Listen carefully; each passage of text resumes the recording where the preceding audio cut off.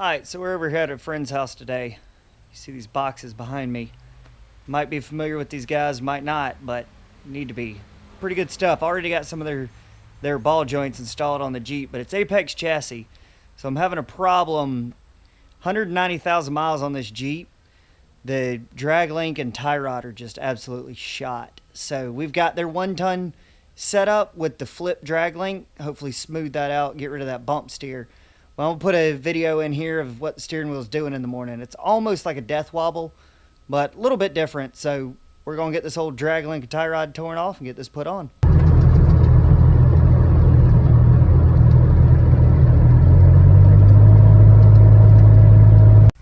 Alright, so I've pulled the tires off so we can get in here a little bit better. Let's see, if you grab this drag link, you can see how much play I got there and in the tie rod. So these joints are shot. So that's why I went ahead and just figured I'd go ahead and get the 1-ton kit.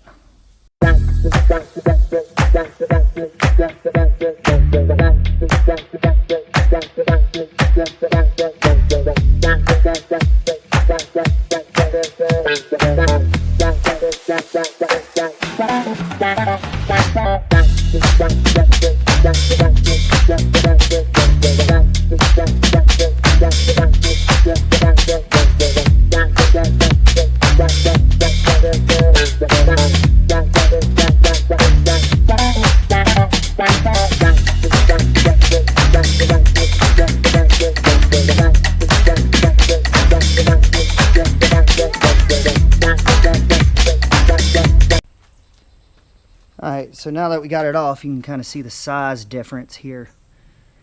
The tie rod's not as much bigger, but the actual tubing wall thickness is bigger.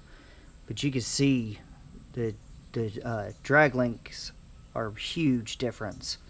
So now that we got this off, I'm gonna adjust these ends to be roughly as close to the old ones as I possibly can get.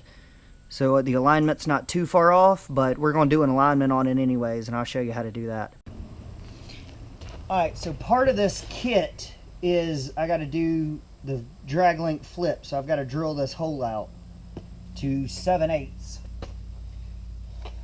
I always recommend these step bits from Harbor Freight. They're cheap. Just throw them away when you're done because they're going to be dull. And this biggest size is 7/8, so you can't really screw it up.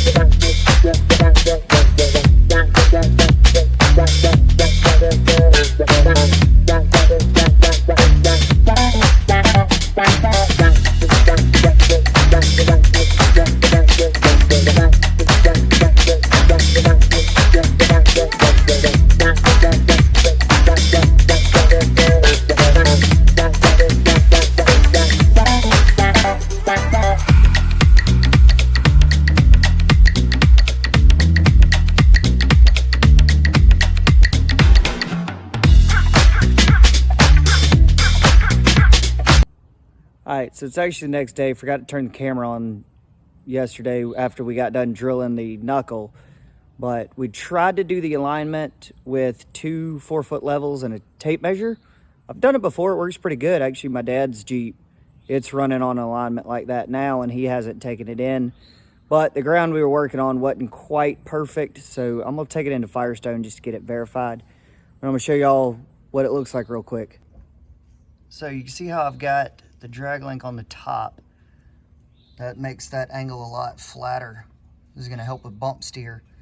I've also got this really cool steering stabilizer relocation bracket that puts it on the drag link and on the frame right here behind your sway bars. So that's kind of cool. Keeps it off from down here because I've actually bananaed 2 steering stabilizers, but I mean, you can just see how much beefier all this stuff is, how much better my steering angles are and everything.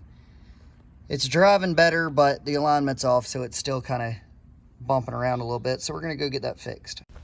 All right, so I was gonna wrap up this video with telling you I took it to the alignment shop, got everything fine on the front end, but now we got a problem in the back end. I've replaced the rear track bar as part of this. The back end's jumping all over the place.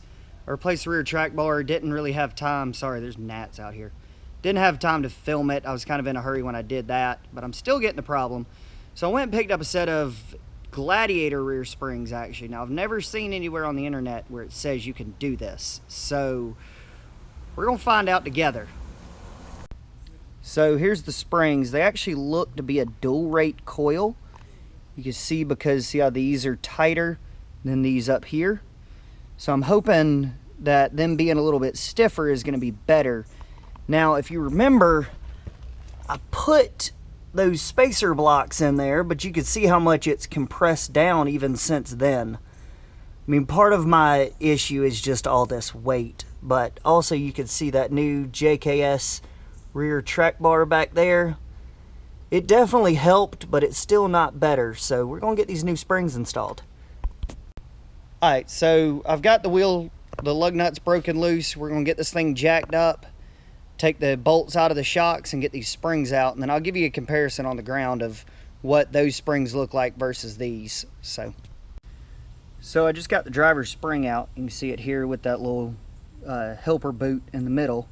You can see how much shorter it is compared to the Gladiators. So I'm still not 100% sure this is going to work, because you could see how small this top coil is here versus this one. So I'm not 100% sure here, but we may have to take my 3-inch spacers out. I may try that, but we'll see what we can do. See what I can come up with here. Alright, so I know the lighting sucks. I'm trying to use my phone as a light.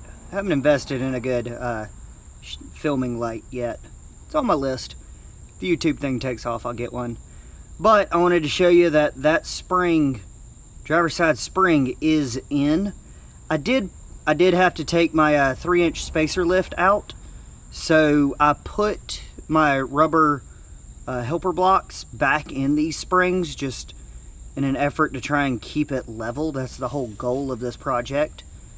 So yeah, this will probably be the last time I shoot tonight because of the lighting, but I'm gonna get the passenger side put in and try and get this thing put back together.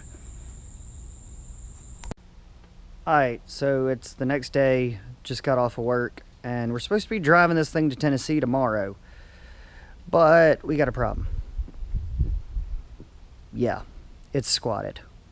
So I went and rented a spring compressor. We're going to put the lift kit back in the back. The Gladiator springs didn't work out like I thought they would, so we're going to put the 3-inch puck spacers back in, get this thing back up level. Hopefully by tonight. We also got to do an oil change tonight before we go to Tennessee tomorrow, so we'll see how it goes. So I don't know how well y'all can see this. It's getting dark again, but you can kind of see how that coil spring is not sitting fully on that perch. I've got it seated over here. Sorry about the light, but I've got it seated here, and it's just not seated over here. The tops of these springs are too big for these lift pucks, so we're gonna end up putting the 4-door JLU springs back in for now. We may revisit this at another time. We may try and find some Gladiator lift pucks. Alright guys, so we're actually up in Tennessee. I meant to finish this video up the other night, but it got a little dark. So we made it to Tennessee. I've got the 4-door springs back in for now. Still gonna revisit that project another day. I'm gonna try and find some Gladiator rear pucks. They'll have a bigger diameter, should be able to carry the top of that spring a little bit better. But we're getting close to Great Smoky Mountain Jeep invasion. So that video will be coming out probably shortly after this one. So I'll see y'all on the next one.